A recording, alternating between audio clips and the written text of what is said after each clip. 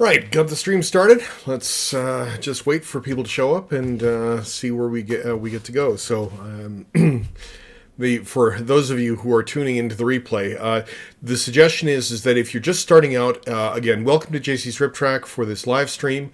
I'm just checking in. Hi, Gerald. Welcome. And just for those of you who are just checking in, one of the things that I like to do for my live streams is to have timestamps down below for the replay. So there's a little advertisement if you're just coming in on just seeing it on the replay. So welcome as people are arriving. Hi, Gerald. Hi, Nathan. Welcome, and just seeing how everything goes. I just need to do just a quick couple of things, making sure that everything is in place for my software. Make sure that I've got the chat window open, and we can go there. And so I'm actually going to start. I can actually do this with a little bit of a theme song. So.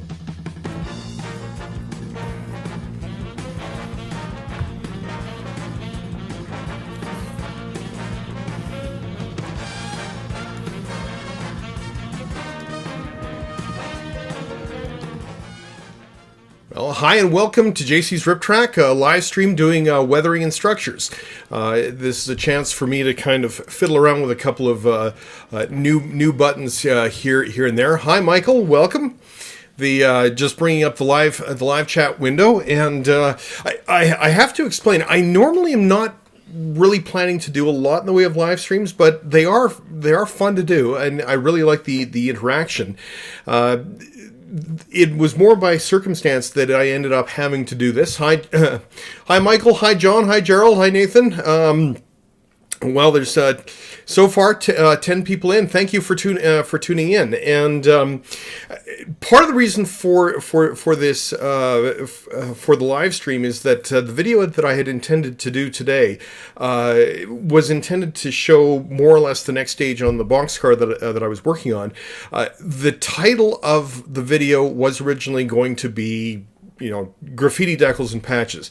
The title of it is going to be decal disasters and how to fix them. The trouble is that I didn't get time to fix them, and so that's part of it. So the boxcar is still in progress, but yeah, there's some interesting things on that video that I'll have out next week. So I decided this week we'd actually talk about something that you've not seen me do a lot of, is weathering structures, and I actually have an Atlas Roundhouse here that I'll get a close up on, but I also happen to have some buildings and pictures on some things. So I'm going to do a little bit of show and tell to start with. I wanted to get a chance to show off some of the things that I've had a chance to do. This one is, I can't remember the name of the kit, but this kit is actually out of print, and I turned it into a Home Depot warehouse, and this is for a club module. The N-Scale club that I'm a part of here in Calgary. It's a modular club. It's not quite the N-Track standard. We kind of have our own local, but everybody makes their own 2-foot by 4-foot module, of which it's going to be. You're going to see some of my work on that on my own module a little later in the show. But I just wanted to kind of show off some of these things that I'm working on or have worked on in the past, and this is now on display. And this was a warehouse kit. I don't think it's made anymore. If any of you recognize it, just please put that over in chat. That this was a kit that I converted into a Home Depot warehouse. All the decals on it are homemade, and also, as part of there was supposed to be a fire disaster on this particular module, and you'll get to see a picture of it in a second. But I did all the buildings and the fire trucks on this on the module itself, and I'm coming up to a picture on that. Here's another closer one of the Home Depot. There's a little deterioration in the decal there, but all these are custom decals that I made on our photo printer. as part of it. And here's actually how the module looks: that you have a derailment where the train has actually gone into the building, and I painted all the fire trucks and all the figures on this, and I did the fire damage on the on this. Michael, are you asking in terms of the laser kit or the 3D printed for the warehouse kit, or for anything else? These were all styrene kits, so they're not laser printed. But apparently, here, let's go back to this Home Depot warehouse was a kit, and the name of the company that produced it, I don't think these exist anymore. But this was a really neat one. I mean, it was fairly simple to put together, but I mean, this is a modern warehouse which is not really available in N scale. That's one thing, if I can say about N scale, is that, you know, I look at all the HO models and go, oh, I'm admittedly really envious of that. But the advantage of this is that I can actually pick up that warehouse just with one hand. I mean, in the same way that I'm doing with this Roundhouse here. So that's kind of part of it. So, you know, these are some of the things that I've done, and some of the weathering techniques on this. Like, this was a you know, as you can see, it's a wrecked building, and this was done after I painted most of it, but I hadn't done any of the soot damage on it. Yeah, I hear you, John. I'm still very much an N-scale loyalist. However, you know, I've done commissions in HO scale, which work, you know, and they're really nice to detail. But in the house, I just don't have the real estate to do an HO scale layout, to have something with continuous running, which, given my son is right here. Hi, Ian. Hi. There, he's. You don't have the permission either. Yes, and I also don't have the permission for the real estate. That's my wife Sarah in the background, and anyway, so N scale works well in this particular household. So again, there's just a few things, but at the same time, because I'm part of a club, I get to work on some stuff that I normally wouldn't be able to work on at home, and doing buildings that are on fire. You know, it's a real display module. It's got LEDs on it. I didn't manage to get a chance. I do have some video of it, but I didn't get a chance to put it on here. If you look at the Railway Days video, back in the library in my on the channel, you'll be able to see it. But anyway, I wanted to throw this out there. I'm going to toss this back over to chat. What sorts of experiences do you have in weathering structures? We're here for structures, not rolling stock or locomotives. This is a weathering structures kind of deal. So I'm just going to push it back over into chat. And sort of bring some other things up. I mean, one of the things to remember when it comes to. Oh, by the way, just want to check: audio's okay, and do I sound like a teenage boy, or is it a good pitch? I'm just going to toss that out there. I mean, if the audio's off, it's off, but it sounds like you can hear me. But anyway, one of the big challenges, like doing buildings and thanks Gerald, doing buildings and really a model is a model, but there are certain things that you can do with a structure that you can't necessarily do with rolling stock, and to a certain degree vice versa. But for the most part, the techniques are transferable, and of course buildings are usually larger no matter what scale you're working in, because you know, with N scale, you're working on something that's about this big, and then, you know, the buildings are obviously much larger than that. Yes, and a lot of those techniques, John, in terms of You might have noticed I haven't done a weathering pigments video yet, and I've said this before. I actually regard weathering pigments as a more advanced technique, even though it is fairly common. I mean, when you go on YouTube and do a search term, and you type weather model trains, the most often it comes up with chalks and weathering powders. So at some point, I really should do a weathering powders video, even if it's to say use with caution. But it certainly can be done.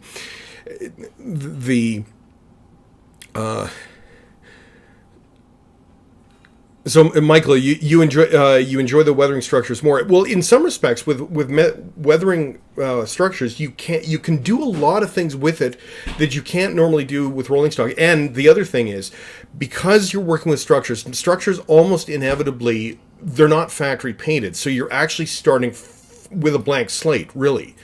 And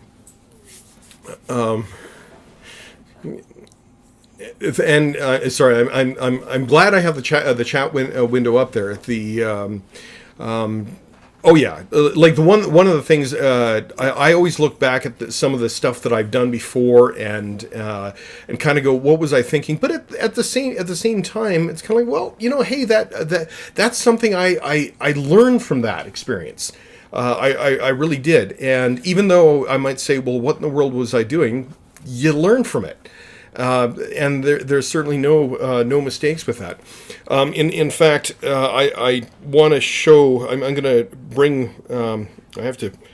Oddly enough, I have to bring up my flashlight, because when I bring up the mini cam here's the side of my Atlas Roundhouse, and you can see there's a brick texture there that I've worked on, and unfortunately the little camera that I've got on this doesn't work very well, and so I need to come in and light this up, so you can kind of see there's a brick texture there where I used an oil paint kind of slurry. It's more like a thick wash to kind of create that brick texture. At least in terms of the mortar, but the brick color was a little more interesting, because when I went to paint it, I did it over black, and you probably saw me back in the priming video, priming it black. But when I went to actually paint the brick, I had actually run out of the paint that I needed. I started off with Tamiya Hull Red, and I bought flat flesh to mix in with it. But partway through, I realized I didn't have enough Hull Red. And so then I mixed, I said, okay, well, I'll just get some red from the cupboard. I have 3 jars of Tamiya Red, and none of them, I think one of them had this kind of goop in the bottom of it. So it was a improvised mixture of Hull Red, flat flesh, and Tamiya Red to create this brick culture, this brick this brick color, and unfortunately, this isn't the greatest picture. Oh yeah, by the way, for those of you who were at Steve Brown's live stream on Saturday, I had this sitting at my desk. It's actually working as my mouse pad. But this is David Pop's book. It was really great to see him there. So there's a little shout out to Steve Brown. But anyway, there's just that's kind of what I currently have in place, and that's for something that we're working on. It may not see the light of day until later this year, but we're working with it. Oh yeah, and yeah, Michael, you're actually you're absolutely correct. When it comes to structures, there's a lot of things that that you can do with it, and of course, because they're sitting on your layout, they do become very much kind of centerpieces. You really want to take your time with it. I do want to give a shout out to those of you who probably follow him. He has a fairly large following on Facebook. His name's like Jason Jensen Trains. And wanted to make sure that he's kind of in the same ballpark as I am in terms of number of subscribers. He's actually growing a lot faster than this channel. largely, I think, because of his Facebook following, and certainly well deserved, because I mean he does make a career of this, and so he's got a number of specifically building weathering videos that you go check them out. If you're not already subscribed to him, go subscribe to him. He's close to 1,000 subscribers, so just kind of I popped over 1,000 yesterday, so may as well get him on. On that as well. So there's my little shout out to Jason Jensen. So. Dad, I can't live like this. Dad, I want to do it different. Sorry, just get child emergency. Video. Okay, are you okay?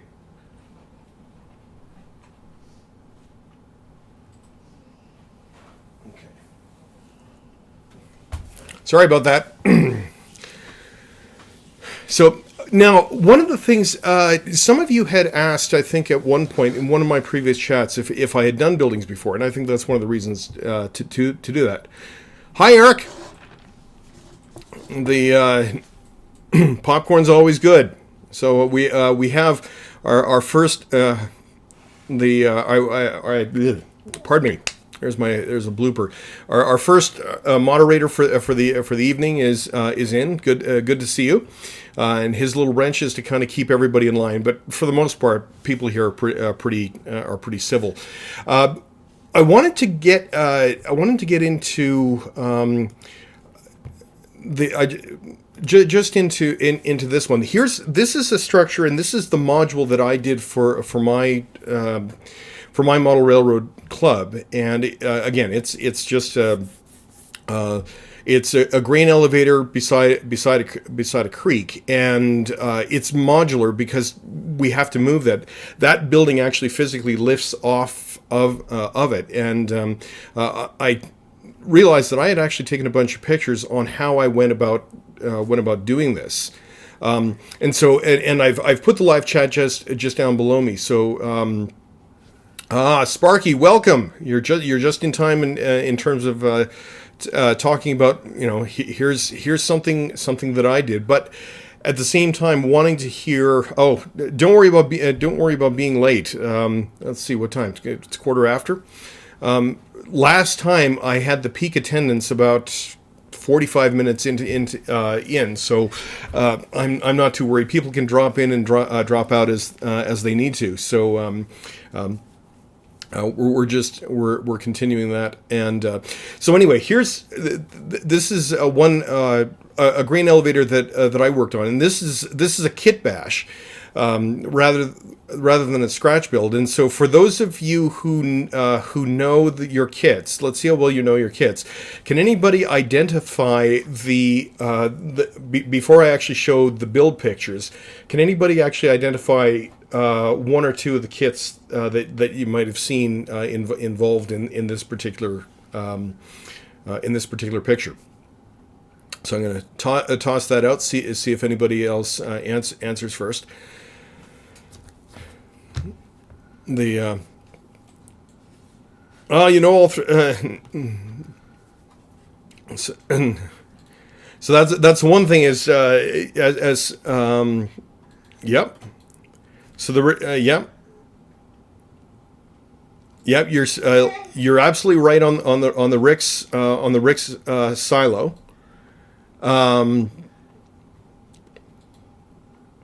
Yep, and the grain elevator proper is a Walthers kit. Yes, the red elevator. Eric, you're bang on. Eric,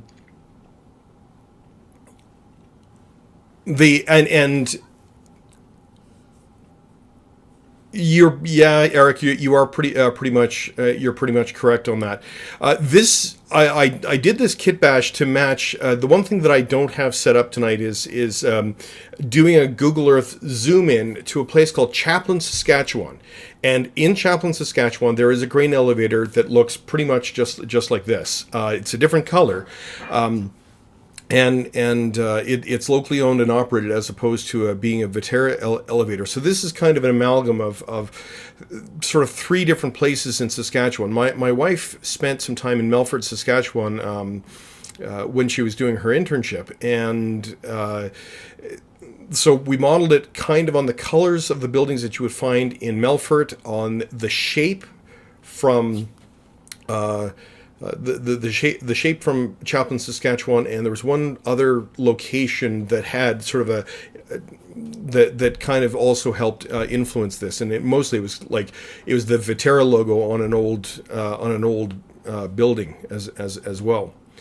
So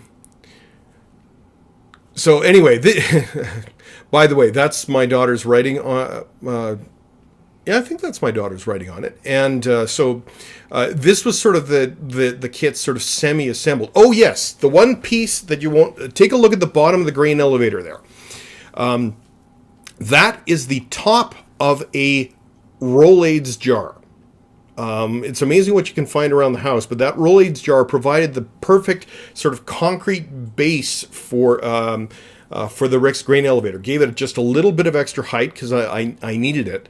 And because I used the Rix Grain elevator kit in its entirety, but built it all into one, and then the storehouse that comes with the Walthers red elevator, I extended the height, but kept the roof to create the annex on it, and this just shows how I kept it sort of in two separate pieces. One of the things that this doesn't show is that the walkway on top of the grain bin and the elevator itself, I used rare earth magnets to secure it, which meant that I could take it off to paint it, but when I put it back on, it secured it nicely in place. So that was really helpful. And then I used, I think, popsicle sticks or something like that to actually get the two pieces of MDF to meet up once everything was all said and done. Then it actually came time for the painting, and the one reason I kept it separate is that I wanted to do the grain elevator, the actual grain bin separately. And I'm not talking too much about the grain bin because it's sort of a newer part. And essentially I sprayed it black and then an aluminum Tamiya aluminum color and a black acrylic wash to kind of get the color on it. So yeah, actually, Eric, there's a place in town. It's actually a local gaming shop that sells rare earth magnets, and I'm not exaggerating, like tiny little ones, and they are really useful for this kind of thing. I mean, I've got bigger rare earth magnets that we've stuck to our fridge or things like that, but these ones for modeling, they are extremely handy, especially if you want to do an assembly that you want to see how it goes together, but you want it apart before you actually paint it. So rare earth magnets for the win. There's one tip for to work with that. Maybe I should actually try and add a link to that below. That's not currently there. Actually, for the rare earth magnets, what I actually do, because you're painting the surface, what I do is I find a pin vise drill bit that's about the same width as the magnet and drill into the surface of it, because keep in mind, you're using it to adhere two pieces together, so you're not actually going to see the hole. And so I basically one in one and one in the other. And I usually use a little bit of paint to put it to indicate what size, because the last thing you want to do is kind of glue it into the two parts and realize that the polarity is opposite. So that's kind of helpful with that.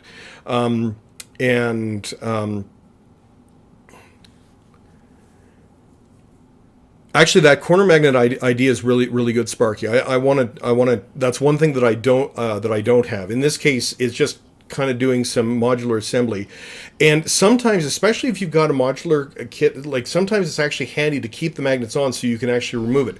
In the case of this elevator, everything is glued now, but it didn't have to be. I could have actually had it so I could have the walkway as kept it separate, so that when I moved it around, I could put it on there.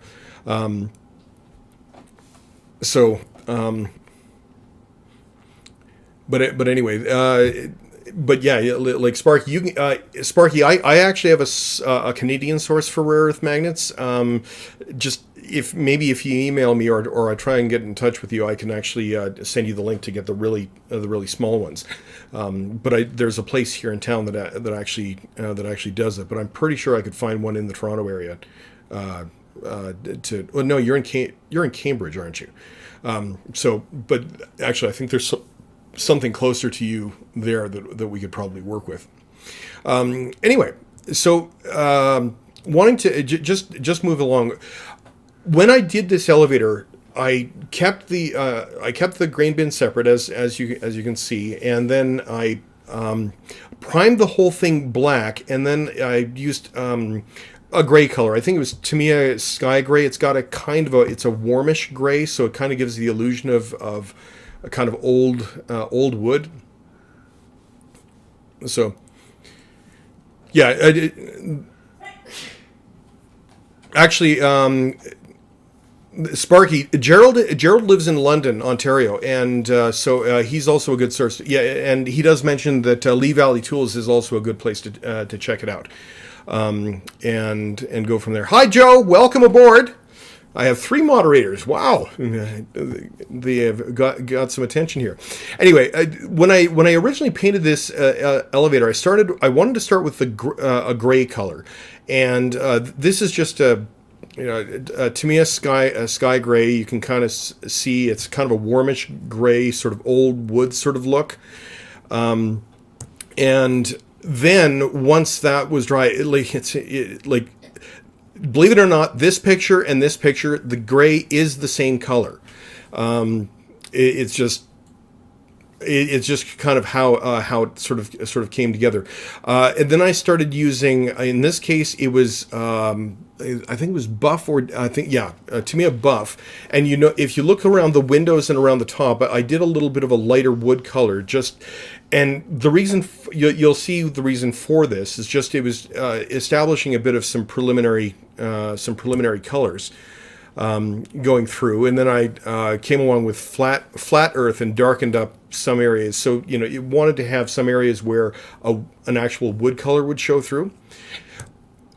But the primary reason for this was to create the underlay, because and then once I did this, I used Citadel's Games Workshop's Null Oil, a black acrylic wash.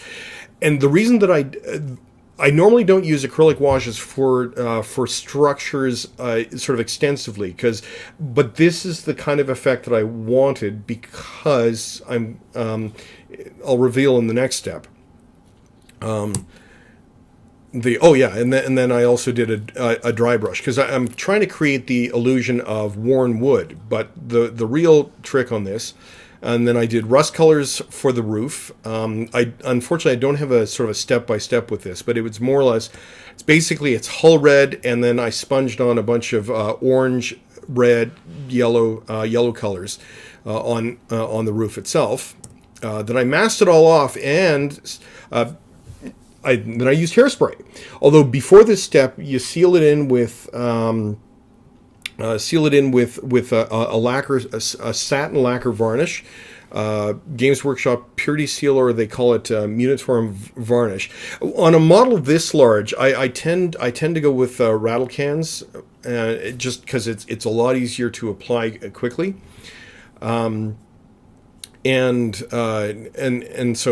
So anyway, I sprayed the whole thing, masked off the roof, sprayed the whole thing over with the hairspray, and then came back, and the white that I used on this was actually golden acrylics, titanium white. I was curious to see how it would behave on this, but it just basically it just sprayed the whole thing white, and so, John, you're asking, would the floor cleaner satin coat work? It may. The trouble is, it's acrylic, and it could potentially dissolve in water. And because there's a lot of water involved in the very next step, you're kind of safer to go with a lacquer clear coat if you're doing, especially if you're working with the hairspray method. Having a satin lacquer, and you can get this. it doesn't have to be fancy. You could probably do like Krylon, but the Games Workshop stuff really does work a treat. It's probably some of the best stuff out there. In fact, military modelers actually swear by the Games Workshop stuff. So anyway, so would future work? It probably could, but like I said, it could potentially start dissolving when you apply the water, because once you're in this stage, once you get it to the point where it's just kind of touch dry, you then take just a brush soaked with water and just brush it across initially. Ron Marsh did this on a couple weeks back using specifically chipping fluid specifically made by. In this case, I think AK Interactive, and I have that as well. This one was done specifically with hairspray, and the trouble is hairspray varies from country to country, from province to province, and state to province, and so the chipping fluids are a way to get more consistent results. To be honest, but in this case, I'm doing a building and the hairspray worked. But you soak it down, and then you start rubbing away. Way on it. Oh yeah, Joe, the oil paints do take forever to dry. Sort of a little tip. Yeah, you need to leave them for at least 24 hours, and even then, even after 24 hours, you can still manipulate them. But I get to oil paints later with this one. So anyway, so soak it with water, and then just use the brush to take it off, and then you get this kind of a chipped effect. In some places, it was actually too strong. One of the things that I found with the golden acrylics, I mean, golden acrylics are great paints. They are highly pigmented. They work really, really well. But curiously enough, the hairspray. Now, it could have been that the hairspray was too thick as well, but they did chip quite nicely. What I eventually would have to do on this is come back and kind of give it a light mist of the golden acrylic zinc white, which is more of a transparent white, just to kind of soften some of this a bit. But for the most part, I was pretty happy with this. You know, the elevator in Chaplin, Saskatchewan, is really quite has this worn wood look, and that was really what I was trying to go for.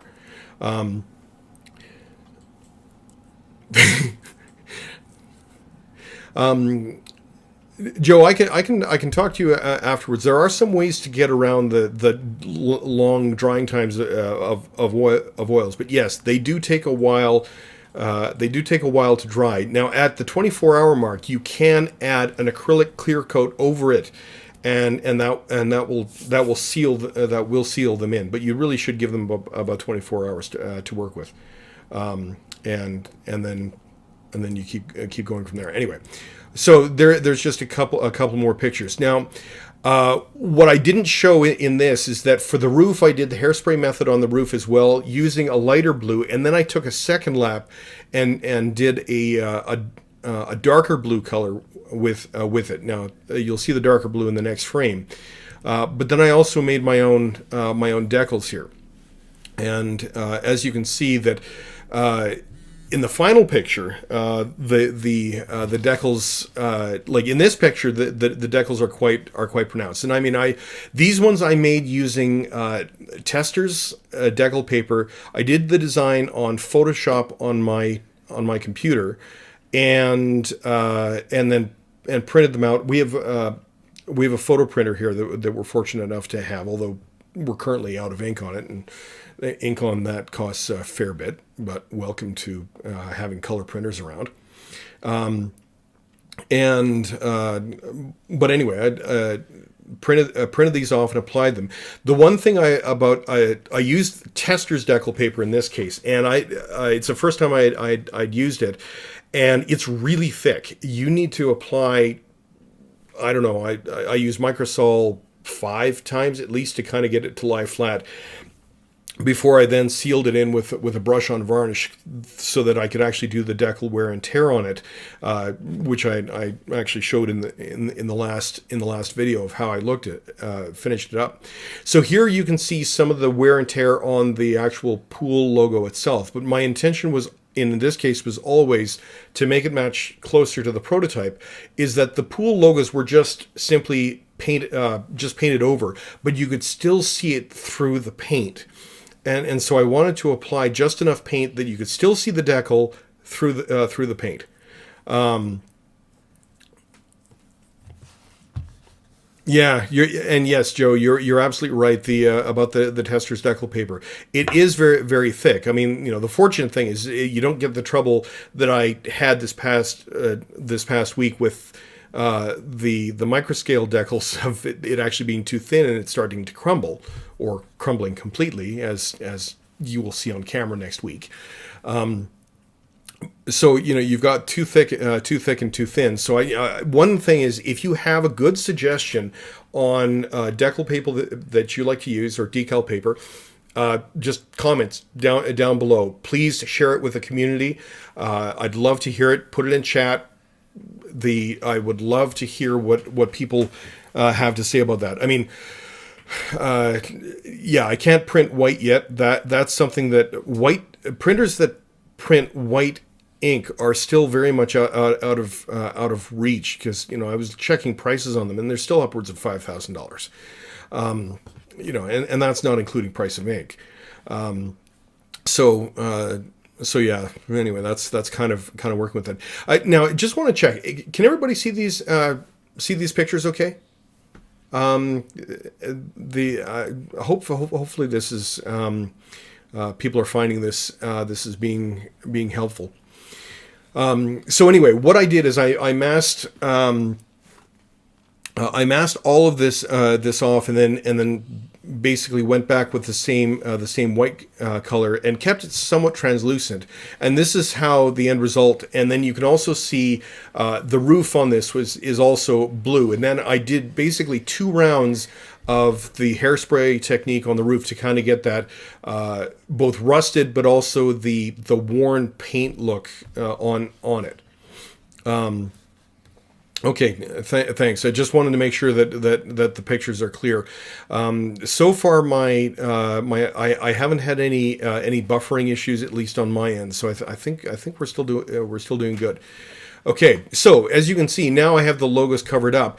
My picture is a little small, but I'm assuming you can probably still see the Saskatchewan and the Fanning label on this. By the way, Fanning is not a place. Fanning is a family name, and so that's why it's there. It's sort of it's an amalgam of 3 different places in Saskatchewan. So.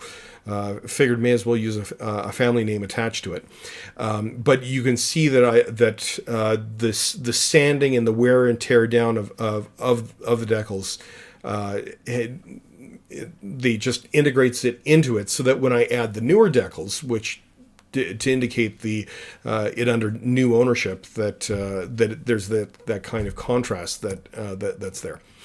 This is a little insight of the module as it was being built, and so once I got the elevator mostly done, then I could start working on the rest of the landscape of the module. And this is just it in my basement, and actually where it's sitting now is roughly where my current train table actually is now. So I had the opportunity to work on this, and you can kind of see how it was in place. There's a close-up of basically of the finished elevator, but I hadn't done any landscaping on it. And this is where the oils came in. If you look in and around the frames, I was using a bit of oils to do some rust streaking in various places, just on there. But and you can see the new decal, and even with the fresh decal, the Viterra Fanning decal. Sorry, Ian. You can ask for Mom's help, okay? My son just asked me to help him in the bathroom, so hopefully there's not an emergency. So I'll put on a quick overlay if that's necessary. So anyway, you can see some of the oil work there, and we're in place. And then, you okay, Ian? Yeah. Okay, we're good. All right. Dad, who are you talking I am talking to everybody out there on the internet. You want to say hi? Hi. There we go. Anyway, you want to have you can have a seat. Whose name is it? Well, let's see. Well, there's about 22 people out there right now watching us right now. So, okay.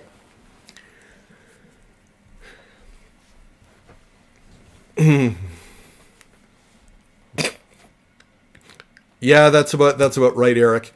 Anyway, so here's again returning back to the picture. This is ultimately how the module ended up looking. So that's an example of just a process that I went through, and. At least with one of these structures, and some of the other ones that I'm currently working on.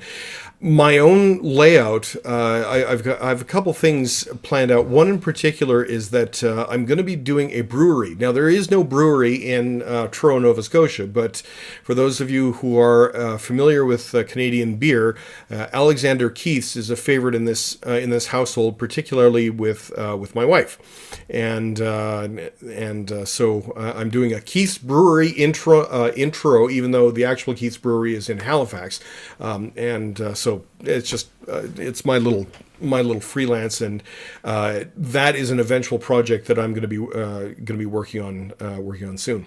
So yeah, I was quite happy with how this particular kit bash this turned out, and it's been I've had this now. It's been. The building's been finished for about 2 years. It's seen two super train events here in Calgary, which is apparently Canada's largest show, and that's where it worked out well. So yeah, and you're right, John. In terms of different techniques that you can use. I mean, I could talk about scenery stuff. See the canola field in front. I actually that's homemade canola flours just made out of sawdust from Home Depot. But the rest is static grass and things like that. So I don't know. Maybe that's something I can do at a later point. So there's a little teaser. Yes, the yellow on there is sawdust, but it's sawdust that has been painted, or more or less soaked in paint and then baked within an inch of its life. But it worked, and I was quite pleased with how that turned out and how the whole thing came together. Yeah, and actually, Sparky, as I was saying before, did you come in when I mentioned that you can actually see a version of this elevator if you go to Google Earth? I'm assuming that it's still standing. Is that if you do Google Earth and type in Chaplin, Saskatchewan, CHAPLIN, on Google Earth, and take it at, and you can actually see the elevator that's based on, and it's still standing today. Or at least it was standing at least 2 years ago. So I'm hoping it's still there. Because I used Google Earth as the research, because one of those little cars went through that tiny little hamlet of Chaplin and took pictures of the elevator, so you can actually see it there. Yes, this is N scale, Eric. I am an N scaler, so that's and I weathered all the cars in front as well. If you look really carefully, though, the truck, or the two trucks that are actually in the picture, are not weathered at all. And they still not. I still have to go through and actually do some weathering work on there. But yes, it is. That is my N scale stuff. So and this one's mine. This isn't a commission for anybody else. This is something I did as part of my club's module. Now, that is currently the extent of what I actually have done. But it's great to plug it into the club model. Well, Joe, one of the things about N-scale, the one thing is in this semi-detached duplex that I have, the amount of real estate that I have available to me is a door, and so small is good in this case. So, but I do like, I have to admit, I do like working on the some of the HO stuff that I've had a chance to work on. I do like the kind of detail that you can get into. But, I digress. I have done an HO scale grain elevator in this style. I don't have any pictures of it on hand. I never got to. I did it for Rob Arsenault, who's actually a guy who's really well known for weathering. He has, I've mentioned this before. There's a lot of people out there that are a lot better at weathering than I am. Rob is definitely one of them. And anyway, but he saw this grain elevator and say, "Hey, can you make one of those for me?" And but of course in HO scale, and it had 2 bins and was based on the Valley Growers elevator, which is bigger. And that was a lot of fun to do. So that really worked out quite well.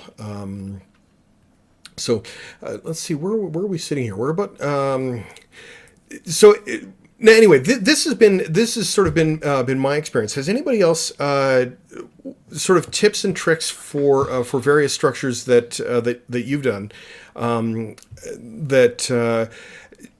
is there anything that you've used that works only on structures that doesn't work on say rolling stock? One of the examples that I would probably say is that for the brick structure on this particular Atlas Roundhouse. One of the things with the Atlas Roundhouse is that kind of sort of thick wash is specifically for the brick structure. And I was thinking, is there a way to use something like that on rolling stock? Probably if you're kind of doing a thick grime wash, you probably could do something like that. But sometimes there are certain techniques that only that only really work on that for a little bit. So now I think one of the other things about N scale I'm gonna I have to say is that you can run really long trains with it in not as much space, but you can get a lot of detail on this. So anyway, thanks for checking in, Eric. And probably getting pretty close to the end of the show. Go ahead and hit the like button on this. I am going to do. I've got a couple of hotkeys here. One thing I was wondering if everybody. This is going to sound like a real shameless plug. Can everybody check below there? I've got a link to my Teespring account, but I'm not sure if the link is actually working. The last time I did a live chat, it seemed to work for a few days, and then all of a sudden it just kind of went silent. I'm not asking you to go buy. I'm just asking you to go click on the link, and if you click on the link, the analytics will tell me that you did. So anyway, there's the little plug for that. But anyway, I don't have enough subscribers to get one of those little shelves underneath. But anyway, let's kind of go back to the chat. There we go. Yeah, I know, Joe. Maybe in terms of getting people to buy the stuff, but seriously, I'm not sure if the link is actually working. So you can't buy it if the link isn't working. So I'll find out fairly quickly if that's there. Oh, it is working. Okay. Because it seemed to work very briefly, and somebody bought one shirt. I haven't even got my own. And by the way, there's my shout out to Ron. Because I have his, but I need to start collecting other people's shirts. Okay, good. All right. So, all right. Anyway, but I'm curious to see if the analytics. So if it's working for you, hopefully the analytics will tell me that it's actually working there. Anyway, Michael, you make a great point. Like there are certain things like that build up on buildings that simply wouldn't build up on cars that might look a little too thick. Actually, Sparky, I think the list price. I have all the list price in America in U.S. dollars, and it's sort of the reason that it's sort of odd that way. It's the conversion rate on it. Anyway, sorry. Admittedly, I had a little fun designing that particular shirt, but I'm a little sheepish about saying, "Hey, go buy this stuff." I'm doing this. I'm certainly doing this for fun, and so I enjoy the opportunity to be able to share this with you. But if there's something that can kind of help move that along, then hey, great. Besides, I don't have super chat yet. I have to get to the point where I still have to accumulate a lot more watch hours in order for that to happen. So anyway, it all balances out. So I'm John. John, thank you for your input on that, and and I mean, I think one of the things with the primary thing is when it comes to weathering, whether it's buildings or rolling stock, the primary thing is when you're weathering it, you're trying to make something small look big. You're not trying to make it look dirty. You're trying to make it look big, and so sooner or later, I'm going to be doing a video on how to weather something really lightly, because I've got that Scale Trains Gevo downstairs. That the real life examples, that they're still very fresh. They have very little they have very little dust on them, and that kind of thing. So light weathering is I think an important process. Although these days. Oh yeah, I suppose I should have asked this. Being a channel based on weathering, how's the weather wherever you are? Just put that in the chat. It is, there's a fair bit of snow out here. We've had some real blowing stuff. It's warmer than it has been. But that warmer than it has been like today was about -8 Celsius. Yesterday, I think we got close to freezing. And then tomorrow and the weekend, it's dropping back down to around -17, which is about 0 Fahrenheit. And it has been much colder than that since then. So, Sparky, that is a really good idea. I'll probably what I actually need to do, oddly enough, I need to order one of my own shirts and get it here so I can actually put it on and model it for people. So we'll go for that. Hi, Ron. Actually, I saw your ballasting video, Ron. Great stuff. And I was thinking in terms of painting and weathering. Great example of painting and weathering tracks. So if you haven't seen Ron's video, you probably have, but if you haven't, go over there and watch and watch Ron's video. The other thing is if you haven't already entered into the 1,000 subscriber giveaway that I'm doing. I mean, I hit the 1,000 subscribers yesterday, yay! But the actual official draw isn't until March the 5th. And so far, I've got close to 40 entries.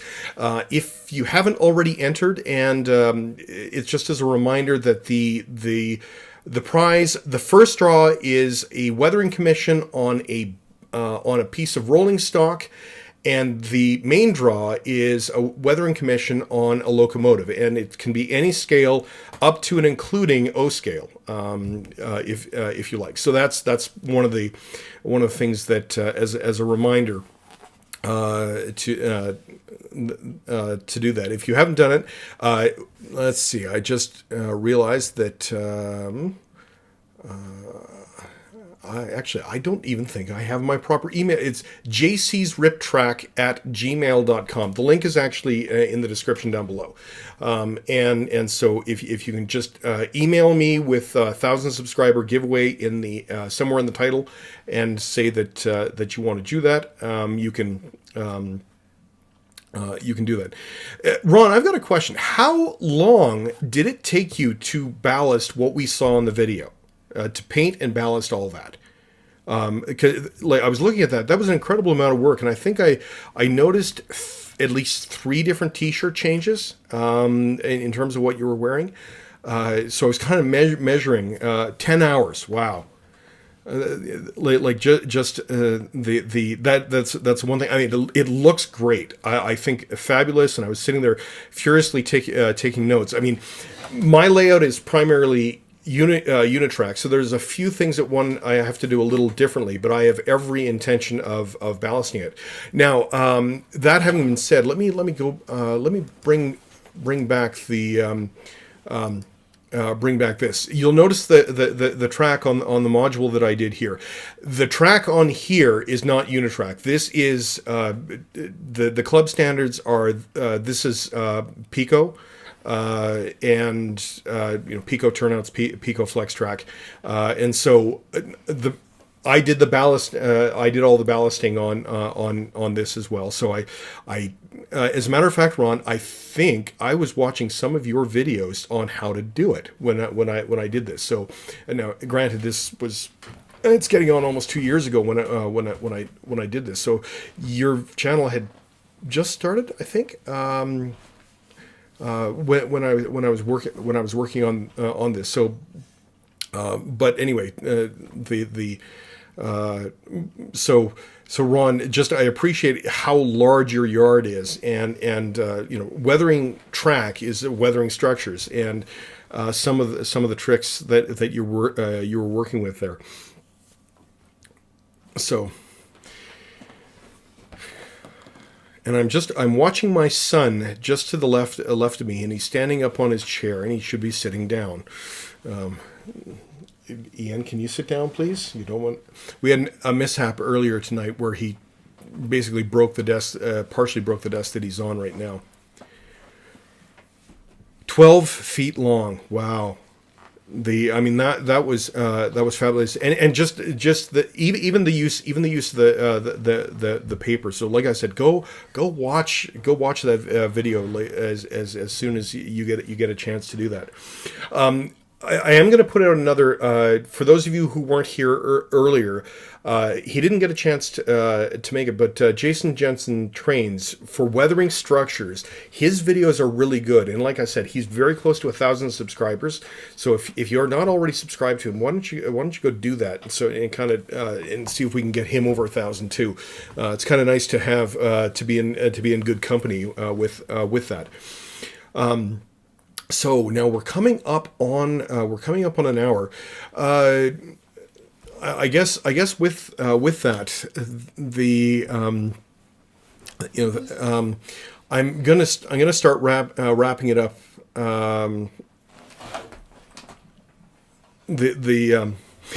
Thanks for the plug, but yeah, like Jason. I mean. Does anybody know how long Jason's been doing the stuff that he has? Because, I mean, he's got well over 5,000 followers on his Facebook page. Or is it 4,500, somewhere in there? A lot of a lot of followers on Facebook. And certainly absolutely well-deserved. He really does some really fine work. So... but anyway, so yeah, giving shout outs to Ron, giving shout outs to the shout outs to Jason, and I think as I mentioned before, where are we here? Just gonna bring up the little my little I have to bring up my little mini cam here. Is of course just sitting underneath all the Lego here of David Pop's book, of having David Pop in on that, and another shameless plug with my t-shirt. And anyway, let's go back to live chat. So anyway, again, thank you very, very much. And as I said before, this was not an expected live stream. This was more along the lines of, I had a mishap on my hobby desk with regard to decals, which you're going to see next week. But I still wanted to have something, and realized that today would be a really good day to talk about structures. And thank you so much for checking in. And my next live stream will be actually for the draw. And that'll be in about 12 days' time, and that is for the giveaway for 1,000 subscribers. And with that, I'll have a few more announcements kind of in there, because I'm working on things that that not only do I have these two free commissions that are coming up, but I've had a couple people ask me to do a couple of commissions, which are going to form a kind of a backbone of a few videos that will eventually come out. I mean, probably not for at least a couple months, but some opportunities to do stuff that isn't in my bailiwick. So you're probably getting tired of seeing like CP and Cape Breton Central Nova Scotia. The opportunity to do a Union Pacific locomotive, for example, is coming up, and so I get to do some other road names, and that's going to be a lot of fun. So, oh yes, and actually, I need to give another shout out, Joe. Oh.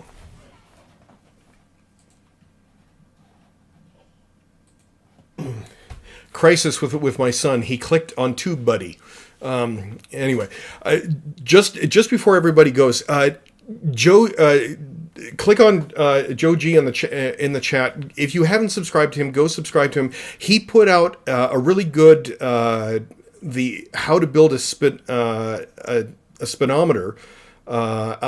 out of Arduino, which is like, this is stuff that is like, this is beyond me. And I'm good at weathering the electronics. I do have background in electronics a little bit, but this is stuff that's where my steep part of the learning curve is. So again, a lot of stuff out there in the community. Please go check everybody out with it. And so with that, and Joe is in the 900 range of subscribers as well. So go over there, get him over 1,000. We need a couple of us sitting in the 1K range. So let's do this. So with that. I want to thank everybody for coming out. Just going to do a couple of my own little shameless plugs. Check out the description on Twitter, Facebook. I have an Instagram account now that curiously enough, my daughter is much more experienced on this on Instagram than I am. So she's helping me out there, And so with that, again, thank you very much to everyone who came out, and we'll see you again in about 12 days time for the draw, and the draw, it isn't just going to be for the draw. I'm going to make a bit of a show out of it, that there's going to be some topics, and we'll kind of go from there and come hang out for a little bit on a Tuesday night, and so we'll go from there. Anyway, I'm bringing my little bit of music back here. A little bit of trivia for the music here is this was a piece of music that I played in my jazz band, way back when I was in high school, and really enjoyed it. It's called Engine Number 9, and to the point where I wanted this so much that I actually bought the rights to this particular piece to be able to use it with my YouTube channel, and so I think definitely worthwhile. And again, thank you to everyone, and good luck, and may you keep on track.